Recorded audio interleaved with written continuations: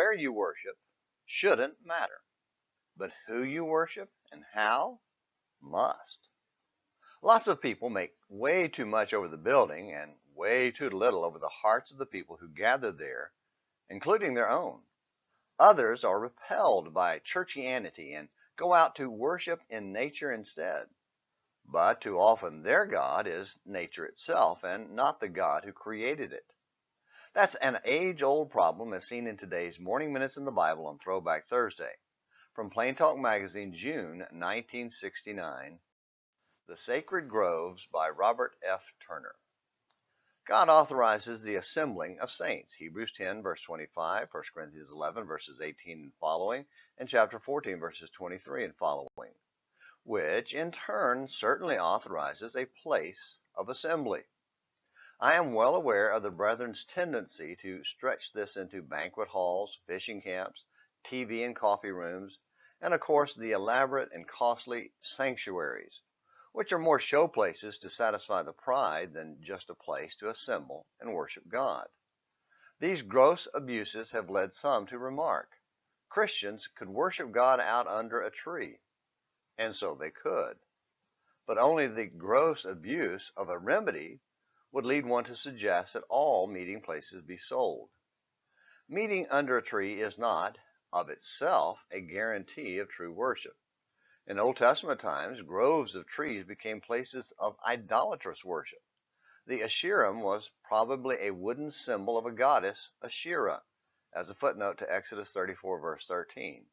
And Deuteronomy 16:21 shows that the growing tree was associated with such pagan worship. Gideon cut down the Asherah and used the wood to offer burnt offerings to Jehovah, Judges 6, verses 25 through 27. King James Version calls them sacred groves.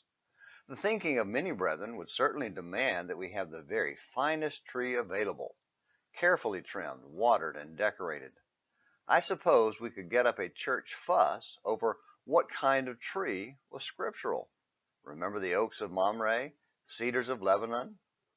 Elaborate buildings indicate poor and oftentimes sinful judgment on the part of brethren.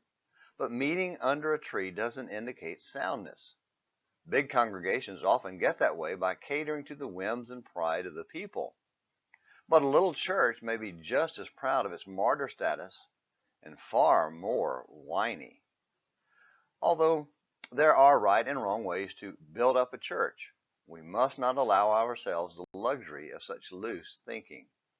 These externals are evidence of something far more important, the deep-seated attitudes that produce such fruits. If we are filled with churchianity instead of Christianity, we need a new heart. Moving out under a tree could reveal some stuffed shirts, but stuffed heads would remain to plague us. Except Jehovah build the house, they labor in vain. Well, Robert, good thoughts as always.